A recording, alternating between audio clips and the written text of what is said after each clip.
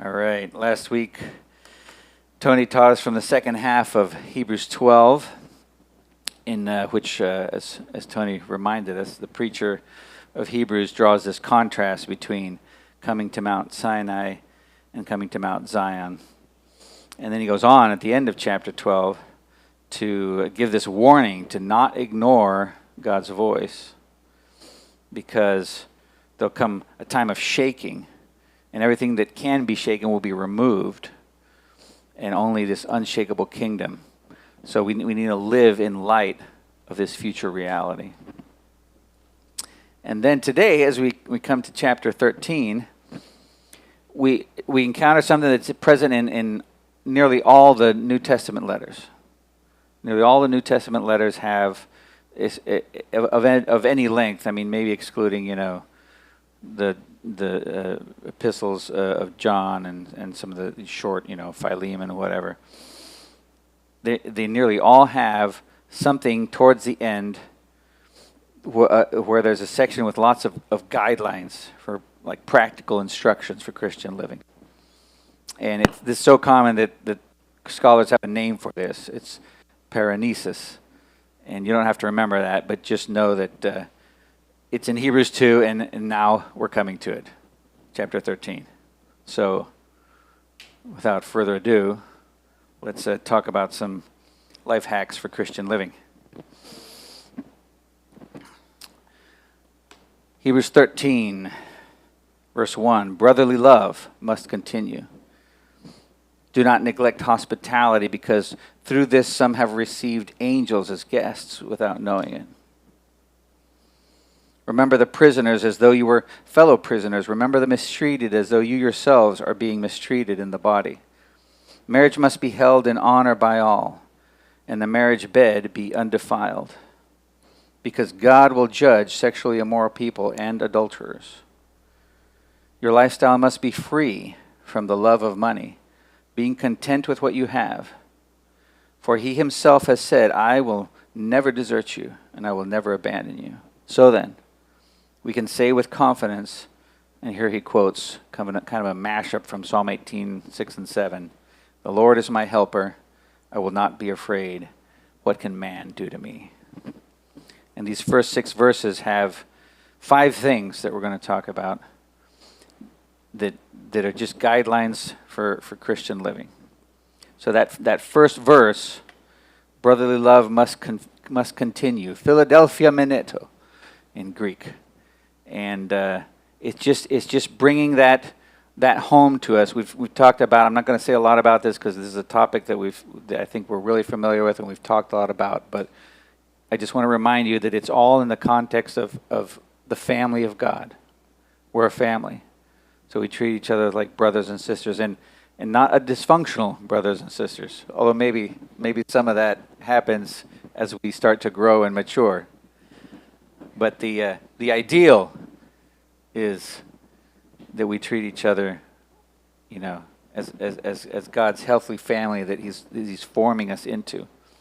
And I'll also point out that, like your earthly family, you don't get to pick, who's in your family.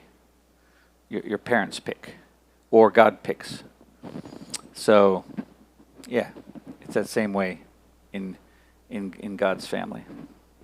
But we're commanded to continue that meneto. That's that same root as abide, remain, continue. That word like that John loves to use in the Gospel of John. It's just brotherly love has to just stay. We just gotta be seeped in it. We just gotta be pickled in it. It's gotta always continue.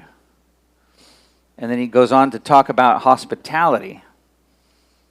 And he says to not neglect it, because through this some have received angels as guests without knowing it. He's referring to Abraham. There's a story in the Old Testament where 3 men came to visit Abraham, and Abraham saw him, and he ran out and said, please, don't keep going. Please stop and come over, and I'll give you some food, and you can rest for a little bit. And anyway, it turns out it was 3 angels, or technically 2 angels and Yahweh himself, as Abraham later found out.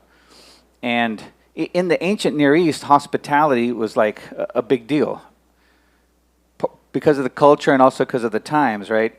Inns and what we would call hotels today, not frequent. Not one in every city, and low quality. If you'd rather stay in somebody's house, you'd get like a better meal, a better bed, and people prided themselves in being hospitable. That was the thing to do. And not a lot of restaurants. You can't go to every corner and have a restaurant. Maybe that inn would serve you a meal. Might not be so great. But I want to point out that he's not saying don't neglect hospitality because it's a cultural thing to do. Right? He's appealing to them as believers to be hospitable. He's saying you never know how you might encounter God when you're practicing hospitality. You never know how you might come face to face with God through someone, and not just literally. Oh, you happen to have an angel stay under your bed, under your roof, in your bed, but just how God might move through that.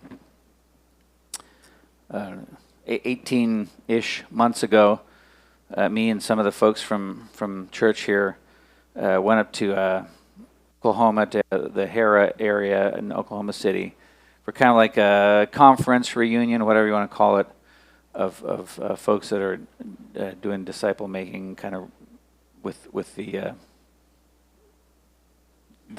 group there, or that learned from the group there. And we all stayed at one of the pastors. He wasn't the pastor of the church anymore at the time, but his name is Chris Moix. And there's like 4 of us staying there. 5 of us staying at his house. And he has a wife and a son and a daughter too.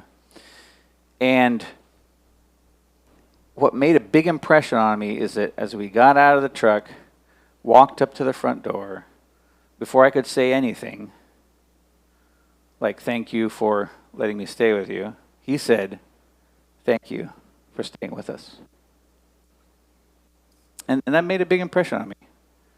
Because it was the first thing out of his mouth before I had a chance to say anything. And think about it, that makes sense, I guess. Because if you have something that you greatly desire and somebody else gives you that, what's the natural thing to do? To say thank you, yeah. And so he really wanted to host us. And they did a great job. So that does bring me to this, though. What does hospitality look like for us today? Right? There's lots of hotels. You might sleep in a better bed, or you could go to a restaurant. I think that's part of what Chris was getting at. Like, I recognize you could have just stayed at a hotel, but thanks for staying with me. And so what does it look like? We don't live near to each other. There aren't strangers coming through town looking for a place to stay. You don't see them in the city square like you used to, right? But there's still room. There's still room for being hospitable with each other, with strangers, with other believers. There's still room to say, hey, come over to my house for a meal. There's still room to say, hey, let me take you out to eat. Right? There's still room even in the strangest situations. A number of years ago, back when Scott Wheeler and Klein Peter and Scott and I were the elders, we'd have these meetings on Sunday night. And one Sunday night, it was about to rain. And we were ending the meeting. A couple of folks realized it's about to rain. They started heading out. A few others, like I think at least 3 of us, maybe 4 of us, there were a few other folks at the meeting, hadn't left yet when it starts to rain. So we decided, okay, we'll wait. Well, then we looked out that door. This is at the old building, so in that back area, you can't just see out the door without kind of, But we go out there to look, see how hard it's raining, and there's a couple of young ladies out there. And we said, hey, you guys are right. You need to call. Anyway, there are a couple ladies from like Germany, I think it was. They were over here in the country serving as as au pairs. Do you remember this, Scott? Yeah, and they were like, we don't know our way around that much. We know where we're headed, but it's raining. You know, we've heard there's like a tornado warning, so we had to explain about that. But hey, we just said, hey, just come on inside. You know, they're like, we don't have our phones, we can't charge them.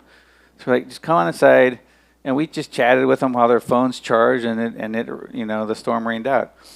For I don't know 20 minutes. It wasn't long, but you never know when you have a chance to practice hospitality, even with somebody who's a stranger. We could have said, "Hey, they're under the porch, right? They're dry. It wasn't cold out. Like we could have, it would have. It didn't occur to us to say any of this, but we could have said, "Hey, they're fine enough. We don't have responsibility here." But no, we said, "Hey, come on in." So he says, don't neglect hospitality.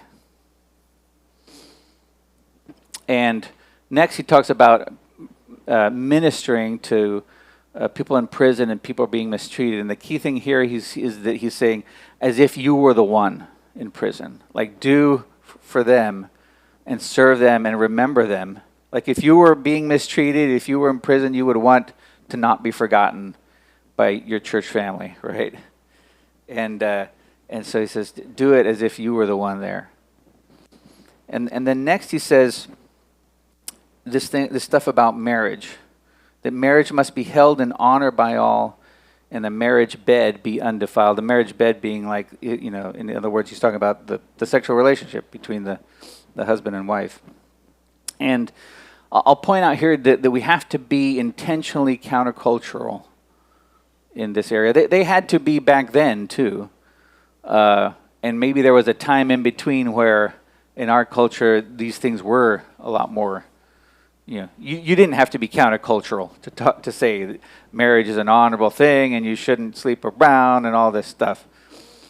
But now it is a countercultural thing. We have to remind others and sometimes remind ourselves. If you watch a lot of media, you can get into this mode of like, oh yeah, well that's just the normal thing. Just people just sleep around, and that's how you know the TV show has run its course, when all the characters have all slept with each other, right? And just all these things, right? And we have to be intentionally countercultural there.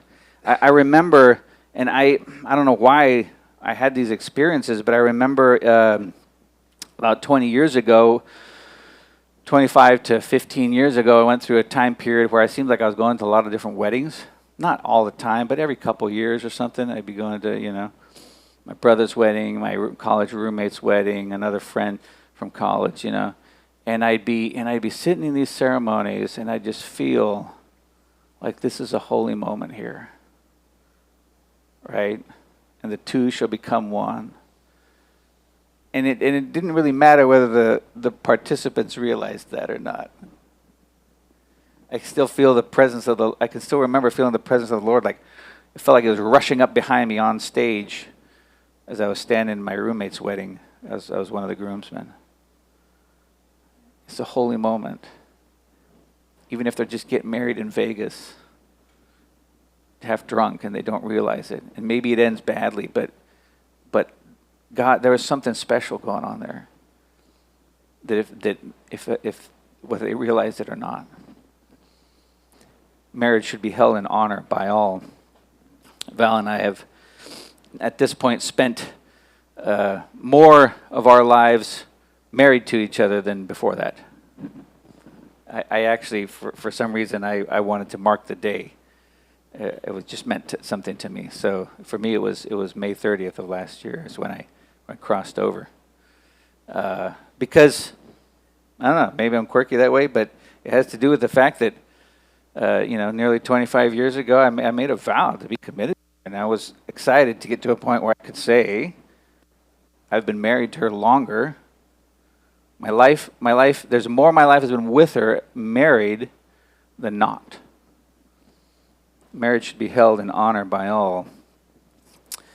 And the marriage bed be undefiled, because God is going to judge sexually immoral. And then lastly, he says, don't have this big love of money, but be content with what you have. And that's just another thing that we got, especially in our consumer-driven society and economy.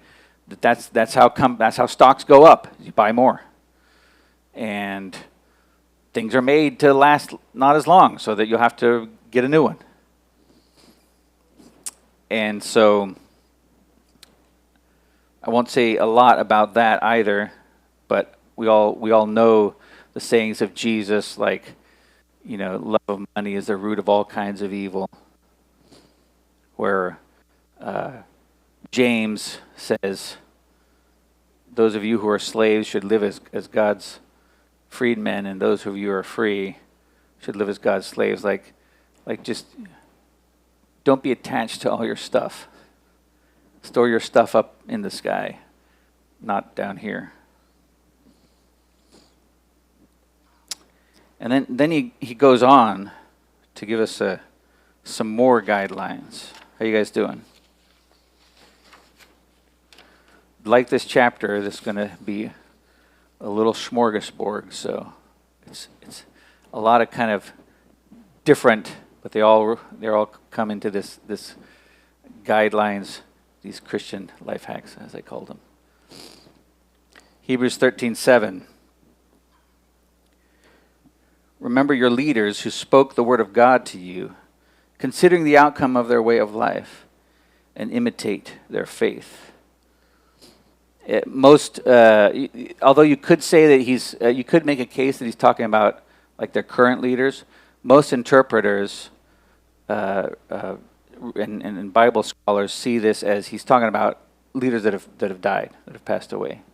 Right, because it's hard to consider the outcome of someone's life, really, truly, and honestly, when they're still alive. Because things can turn. Yeah, it's hard to evaluate that. But he's just saying, just think of these leaders that you've had, and consider the outcome of their life, and act accordingly. Like imitate, Take the good, maybe you got to discard some bad, but just consider that and act accordingly.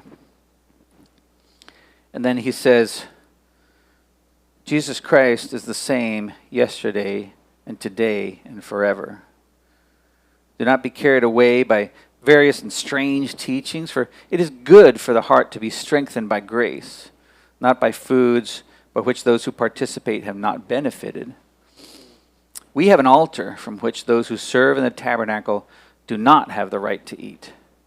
For the bodies of those animals whose blood is brought into the sanctuary by the high priest for the sins are burned up outside the camp. Therefore, Jesus also suffered outside the gate in order that he might sanctify the people by his blood. So we must go out to him outside the camp, bearing his reproach. This section is like a little cryptic, maybe, probably. So in verse 9, he's referring to a common practice at the time of Jews, where they have these kind of special meals, like especially something called a fellowship meal. And it was thought that they somehow they would receive like spiritual strength from the meal, or from the experience around the meal, like just with your family or friends. And in some cases, they're kind of going so far as like trying to imitate the priestly meals in the temple, right? Trying to bring that to their houses. And he's just saying, yeah, don't get caught up in this weird stuff. Like, it's good to just be strengthened by grace, and not to be saying, hey, I'm drawing my strength from this special meal that we're having. And he says, because we have an altar from which those who serve in the tabernacle don't have a right to eat. The priests, that was part of the thing, right? You offer a lot, not all the sacrifices, but certain ones, certain portions of the animals are offered, and then the rest of the meat goes to the priest. Like it's what they don't have farms. That's how they make their living, right? That's how they get food. Is they serve in the temple, and that's kind of the recompense or the payment. He says, but we have something that they don't have a right to eat from. And we're not sure what he's referring to here, but I think, and there's a couple of areas in the Bible you could point at, but what jumps out to me is in John 6, when Jesus starts talking about, you need to eat my flesh and drink my blood, or else you don't have any part of me, and everybody's like, you're crazy, Jesus. That stuff, right? Where there's something that we can partake in from Jesus that if you're not a follower of Jesus, you don't get. So we have this special altar. And then he goes on to make this reference to the Day of Atonement. On the Day of Atonement, the sacrifices, the bull and the goat. One goat was sent away, the so-called scapegoat. But the other two, their blood was brought into the tabernacle, but then the rest of the carcasses, the bodies, were taken outside the camp and burned. Everything. Like from horns to hooves, the whole animal. And so he says, just like that, Jesus died outside the camp, right? He died outside the city on the hill of Calvary. And he says, so we should be prepared to also have to go out, and maybe we have to endure some scorn. But he did, and so we're going to do that. Does that make sense? Does that help explain that section a little bit? Maybe? Okay. All right. Then he finishes this kind of section of guidelines with this. For here we do not have a permanent city. He's kind of just continuing that thought of going outside the camp to bear Jesus' reproach. For here we do not have a permanent city, but we seek the city that is to come. Therefore, through him, let us offer up a sacrifice of praise continually to God, that is the fruit of lips that confess his name. So I want you to notice that it's through him. It's through Jesus. Right? We're not talking about here. So this is metaphorical. He's not talking about literal sacrifices, of course, because he says the fruit of lips that confess the name. To confess the name is just to acknowledge it. Right? If you confess the name of Jesus, here that's shorthand for saying you're someone who acknowledges who he is, and you live your life by that. And that we should bring a sacrifice of praise. That idea is just kind of connected to like the Thanksgiving offerings in the Old Testament, right? So there are some offerings that were just what they were for, to just say thank you. Also known as peace offerings, if you're reading your Leviticus. And he says we should be continually doing this. And I'll say that idea, sacrifice of praise, has had a lot of airtime for me when I was growing up. I don't know if anybody is old or in the right circles to remember, like me, songs like "We Bring the Sacrifice of Praise to the House of the Lord," Maranatha Singers, Hosanna Integrity. Yeah, because of that, because of whatever reasons, a praise culture, that whole idea had a lot of airtime. But look at verse 16. It says, "Do not neglect doing good and sharing, for God is pleased with" what? Such sacrifices. It's not the only sacrifice he's talking about in these verses, the sacrifice of praise. He's talking about one or two more, depending on how you want to count them. He's saying doing good and sharing are also sacrifices. Doing good is good deeds, like whether that's helping. Yeah, I don't think I need to explain that. Sharing, I want to point out, is the Greek word koinonia. If you're not familiar with that, maybe you didn't grow up when I did.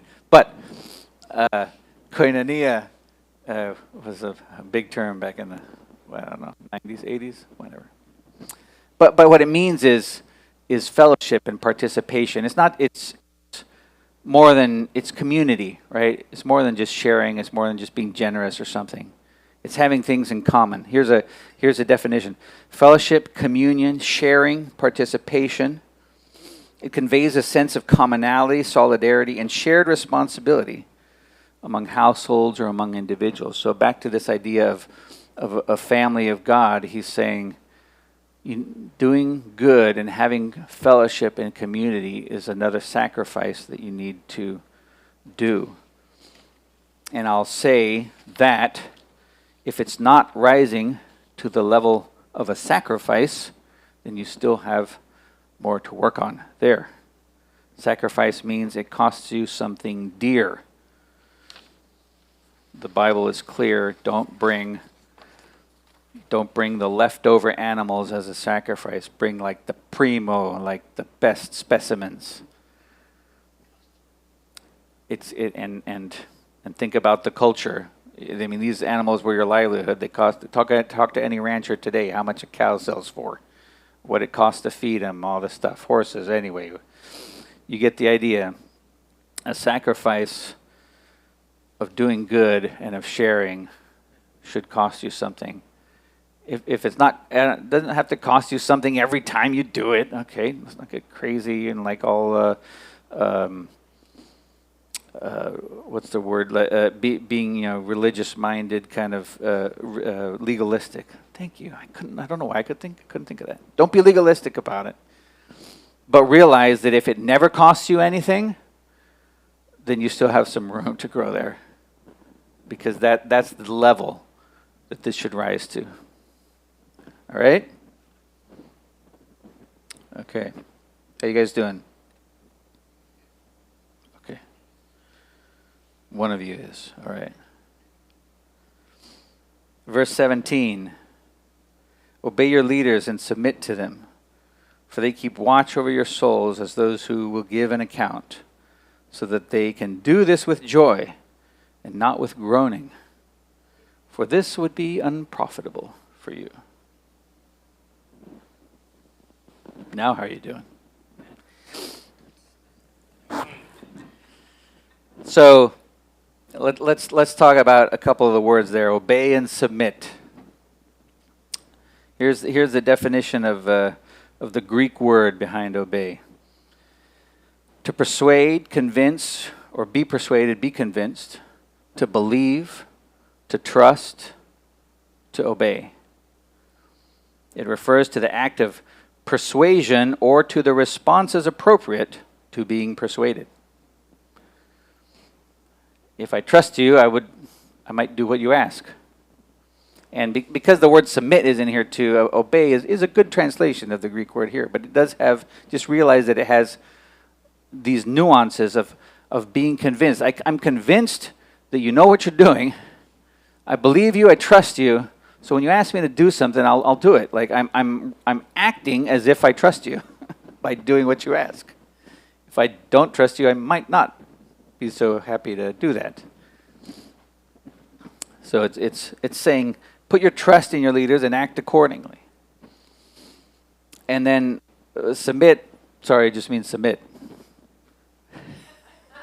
There's not a lot of wiggle room on that one. It means that to have a readiness to comply, a readiness to say okay. And Tony's phrase for this is a position of yes. Right? It means when hey, we're going to do this, it's if you're unsure, you say I don't know how, but okay. Versus I don't know how, so no. You hear the difference? It's a readiness to yeah. Maybe you don't know how. Maybe you don't have time today. You got to go pick up your kids and you got to do whatever. I don't know, right? There's all kinds of reasons to say I'm not able to do that, but I'd like to. Sorry, I can't. Right? Versus I don't want to, and so I'm kind of gonna say things like that's not really my gifting. I don't feel led to do that. God's not leading me. That's called rebellion. Oh, come on. Yeah. And sure, we're assuming normal circumstances here, right? Yeah, I know, and most of us here have lived long enough. I know I have to have experienced, situations with leaders that were abusive, just flat out, or, yeah, or that were kind of like suspect, But yeah, there's exceptions. I'll acknowledge that. But I'll also say that, just watch out if the first thing you start thinking of is the exceptions. Because that's probably pointing to, well, maybe you're looking for an out, or, well, maybe it means you need some healing there. But it's pointing to something. Because the normal situation that we want to talk about is, yeah, these are godly people asking for something reasonable for your good. And maybe the experience is joyful and maybe it's not, but, let's work together. Trust me. The leader is saying, trust me. I want to give you a couple, 3 examples. Bill Johnson, pastor of Bethel Church in Redding, California, he tells a story of an interaction with Dick Mills. If you don't know who Dick Mills is, he's kind of a prophetic voice, older, and in circles that didn't really embrace that like how it is today. And so one of the things he would do, Dick Mills, is he had, I don't know, dozens, hundreds of Bible verses memorized, and he'd give words by saying, hey, I'm hearing this, God says this, and he'd give people a Bible verse.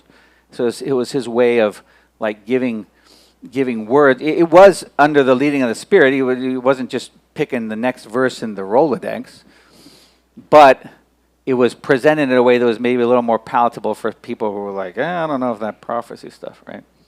So Bill Johnson tells a story of being at a conference with him, and Dick Mills is going out on stage to do this, and instead he says, hey, Bill, you do it.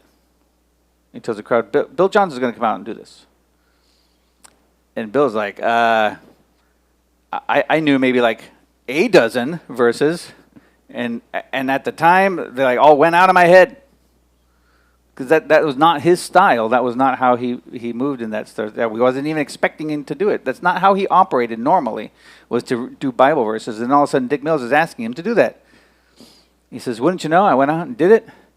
And all of a sudden, all these verses just start coming to mind. Verses that, who knows when the last time was I'd read it or thought about it, but the Spirit just moved through that. Because he said, okay, to the guy that was leading the thing.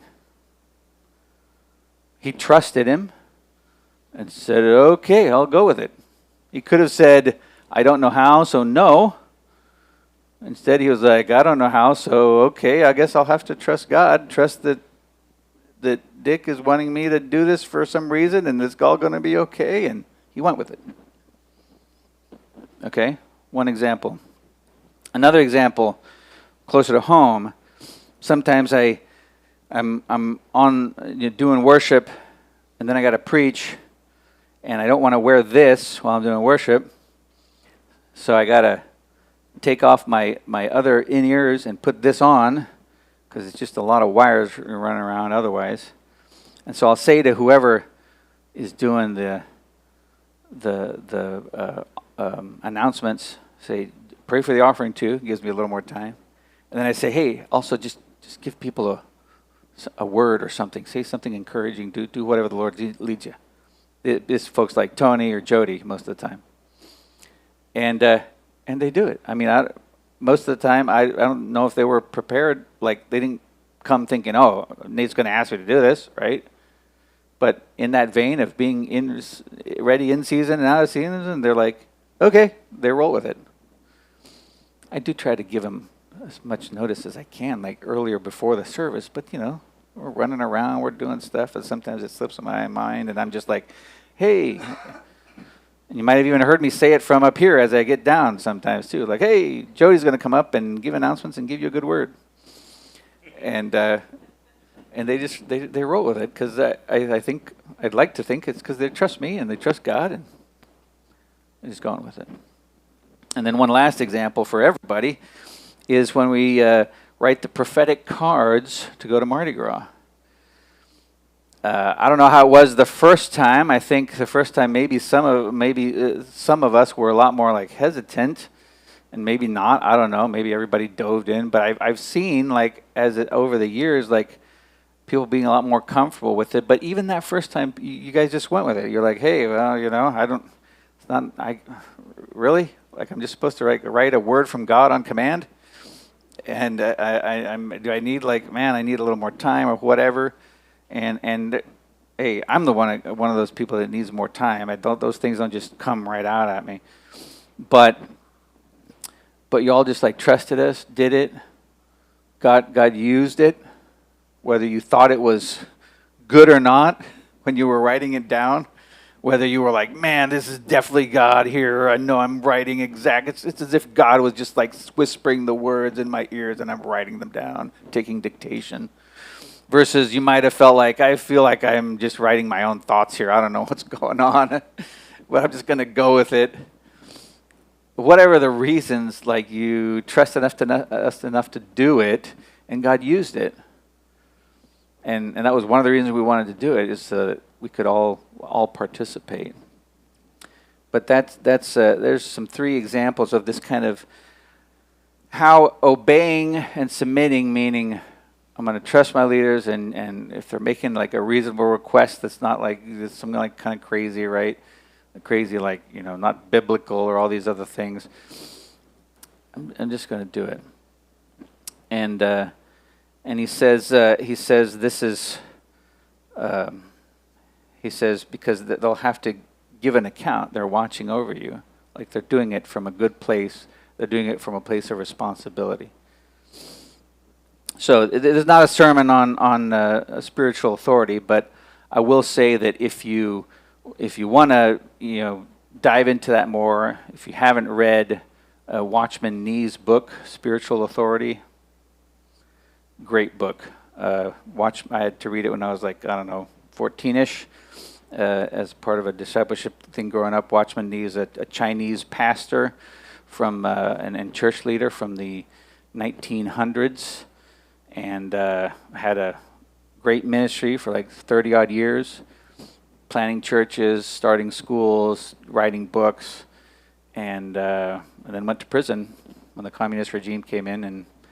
And man, that's another thing. If you want to look up his bio, it's an incredible story of faithfulness to God. He was in prison for 20 years, ended up dying there, not allowed to see anybody but his wife that whole time. But before that, he did write a lot of stuff. And that this book, Spiritual Authority, he mostly parses the examples from the Torah of Moses' life and draws just like a lot of like, here's how this works. So anyway, I recommend that. And then the last observation on this, I got a couple more, but here's another observation on this topic, and that's that this church has a little bit of problem with trusting its leaders. It's gotten better, but it is kind of persistent. It's not, I'm not thinking of a particular person or situation. It's not everybody. It's not all the time. But it is kind of persistent. And not just the elders or the pastors either. I see it with other like leaders. So, yeah. I just wanted to mention that. And like I said, I do think it is getting better, but if you want to dive into that more and figure out whether you're part of the problem or part of the solution or neither or whatever, take it up with God, and talk to Him about it, figure out what you're going to do in either case. But it is out there. It is out there. And he says the reason you should have this attitude is because they're watching over you, trying to do what's best for you, and you want them to have joy and not groaning in this experience, because it wouldn't be profitable. They can't do the best job, even if no matter how hard they're trying. They're going to do a better job if the task isn't really burdensome. Imagine that I'm putting in a hardwood floor, and I don't know much about that, which is not hard to imagine because I don't. But then I talk to Bruno Lopez, who most of you know. He's a carpenter professionally, has done it for decades. And I say, hey, could you come help me? And you know Bruno. He's like, sure. Right? And he comes helps me. And let's say while we're doing that, he's trying to like give me some tips on how to make it faster. And I say, no. I think we should do it this way.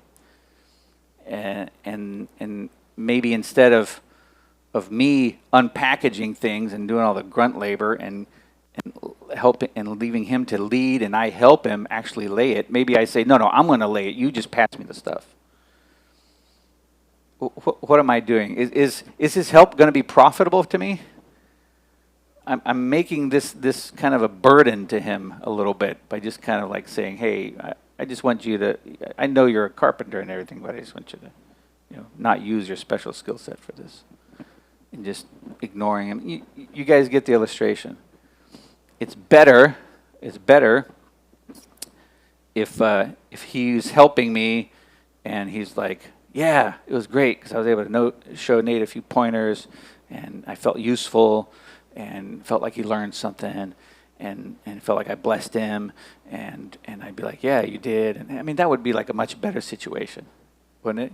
You know Bruno, he'd do it anyway. He wouldn't complain, but it'd just be better the second way, not the first way. So then he says, he ends with the prayer on kind of a personal note. Pray for us, for we're convinced that we have a good conscience and want to conduct ourselves commendably in every way, and especially urge you to do this so that I can be restored to you more quickly. And now we're nearing the end of the letter, and we're gonna do the rest next week. But there it is, the Christian life hacks for Hebrews. So I'll summarize that second section for you. He says you need to think about the leaders you've had, the fruits of their life, and imitate that. Like there's something to be gained by thinking about it and not just, forgetting about it. He's saying don't get carried away by like strange doctrines, but if you just focus on the grace and the power that comes through Jesus in this new covenant. Focus on that. Yeah, there's a lot of extra stuff too that you can focus on that's okay, but don't get carried away with weird stuff, with strange stuff, especially stuff that goes against the grace and the power that Jesus provides. He tells them you need to sacrificially do three things. You need to offer thanksgiving or praise sacrificially. You need to do good, and you need to share. You need to have community and fellowship. And God is pleased with these sacrifices. God is pleased with these sacrifices. And then lastly, follow your leaders so that their service to you won't be a burden but a joy. That's it. Just follow. All right. So there you have it. Like I promised, a kind of a smorgasbord of different things. From brotherly love to leadership to marriage to money, sex, religion, the doctrine. It's all in here. All the hot topics. And then he goes on, like I said, next week to conclude the letter. So I'll end here, and I'll just say, I know I threw a lot of kind of different topics at you. That was a little bit on purpose because, hey, Hebrews is doing it, so it's okay for me to do it. But I know in a group this size, one or other of those topics might be like the thing for you, right? It might not be all of them. You don't need to struggle to like, I'm not listening to the Word of God if I'm not remembering everything, all these different topics that Nate brought up. What I encourage you to do is just the thing that the Spirit is speaking to you. That's the thing to focus on. And maybe in 2 days he'll remind you of a different one, and maybe he won't. But start with what he's speaking to you about right now of these things, and sit with him about it.